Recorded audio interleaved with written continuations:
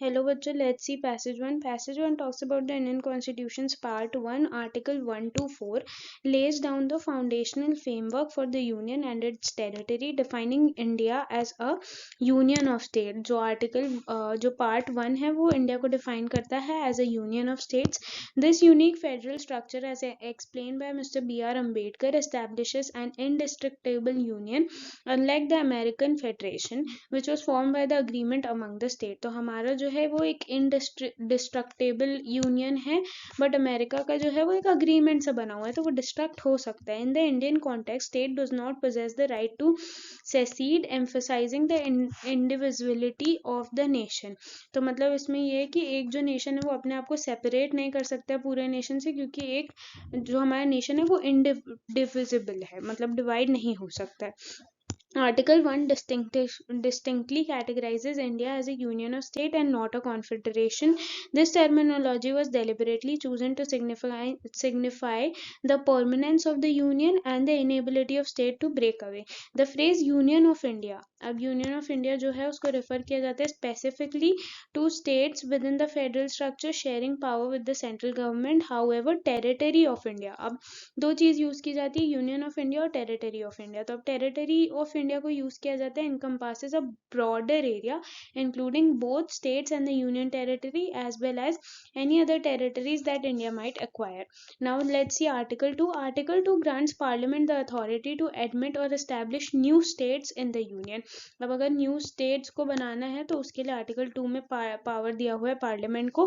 This power is not limited to existing territories of India, it extend to region that were not initially part of the country. A historical instance of this power's application was the incorporation of French settlement. अब जब पौंडीचेरी को India का part बनाया गया था तब भी इस आर्टिकल का यूज किया गया था.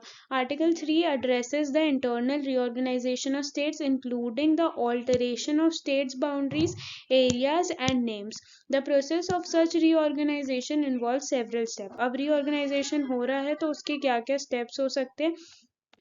Let's see. Step number 1 says the introduction of the bill in either house of the parliament, but only upon the president's recommendation.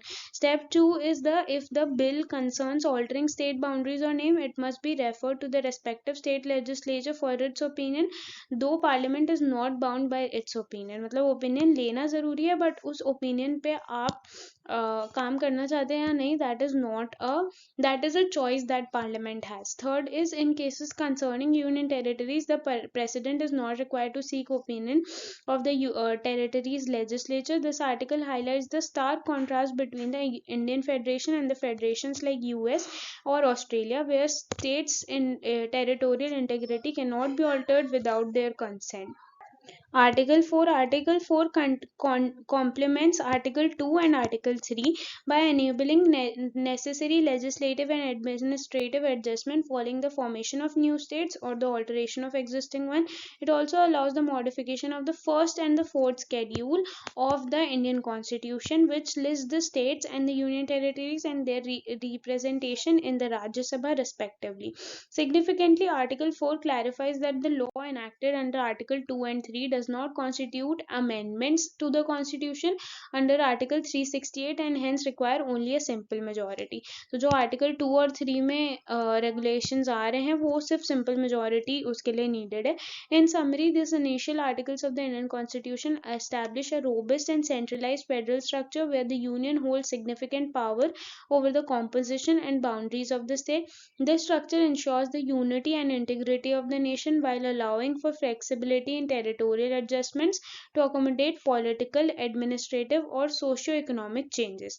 The distinction between Union of India and Territory of India is crucial in understanding the federal dynamics and the central government's overarching authority in matters of state reorganization and territorial integration. तो हमने जो पढ़ा कि union of India और territory of India कब refer किया जाता है, वो एक बहुत ही इम्पॉर्टेंट और क्रूशियल डिस्टिंक्शन है जो हमें हेल्प करेगा इन knowing the power of the central government. Now let's see the questions. Question number 1 says, how does Article 1 of the Indian Constitution conceptualize the idea of union of states in contrast to the federation formed by an agreement such as the USA. Let's see the options. Option number A says it allows state to retain sovereign authority.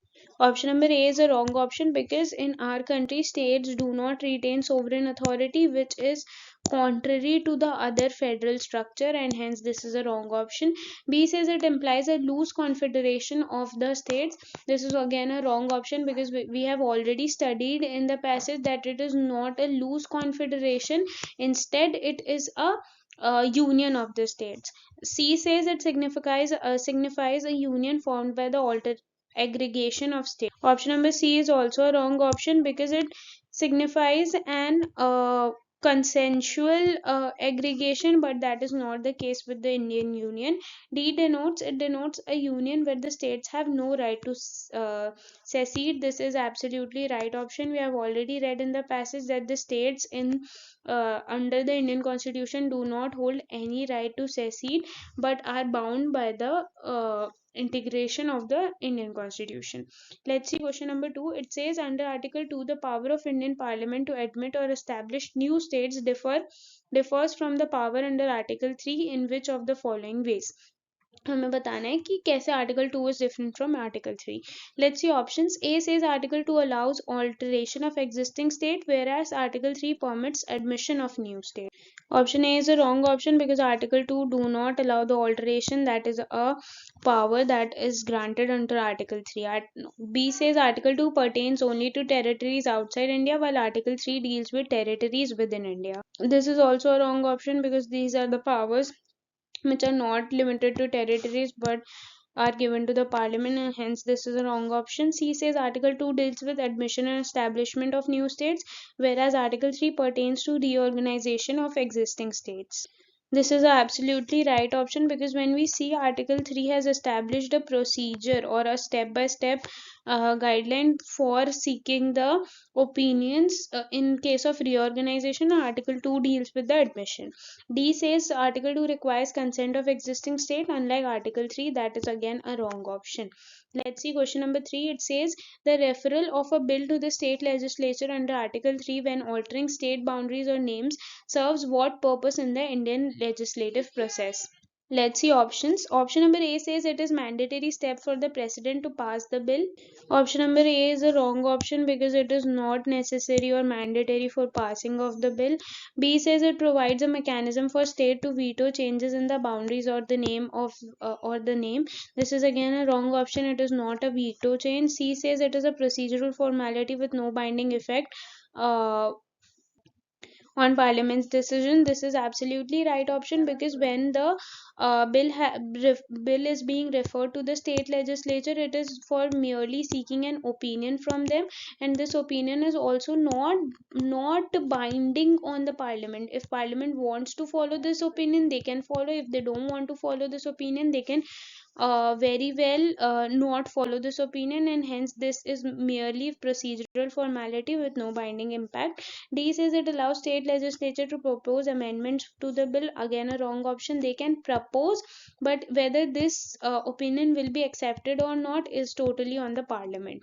Let's see fourth question. Fourth question says article 4 of the Indian Constitution in relation to article 2 and 3 signifies which of the following about constitutional amendments in India. Let's see option number A. It says laws under Article 2 and Article 3 are considered constitutional amendments and require a special majority. Option number A is absolutely wrong option because Article 2 और 3 के under जो भी laws पास होते हैं उनको हम constitutional amendments नहीं मानते हैं और वो simple majority के through हो सकते हैं totally. B says Article 2 and 3 laws are considered constitutional amendment but do not require any special majority. Again a wrong option. Although the latter part of the option is correct that they do not require a special majority, but the former says that it is a constitutional amendment, which is a wrong statement. They are not a constitutional amendment. C says laws under 2 and 3 are not considered constitutional amendments and require only a simple majority. This is a absolutely right option because it talks about simple majority, and it also states that laws passed under 2 and 3 are not constitutional amendment. D says 2 and 3 exclusively deal deal with the amendment of the constitution, again a wrong option. Let's see the last question of this passage. Fifth question says the distinction between Union of India and Territory of India as defined in the Indian constitution primarily highlights which aspect of the Indian federalism. Let's see the options. A says the equal status of state and union territories in the union. This is a wrong option because the Indian federalism is not about the equal status but different responsibilities and powers to the state and union. B says differentiation between political and administrative division of India. This is a right option because when we talk about the Union of India, that is state sharing power with the center, and Territory of India, that is all states inside the Territory of India, means the political and administrative division of India are different, differentiation between it. So this is a right option. C says supremacy of union government over states and territories. This is again a wrong option. There is no such supremacy. There is a federal structure which is being followed. D says inclusion of potential future acquisitions in the Indian territory. This is, although this is a inclusion can be seen, but the primary distinction is that how the states and center act with each other. So this is also a wrong option. I hope the passage was understandable. All the best.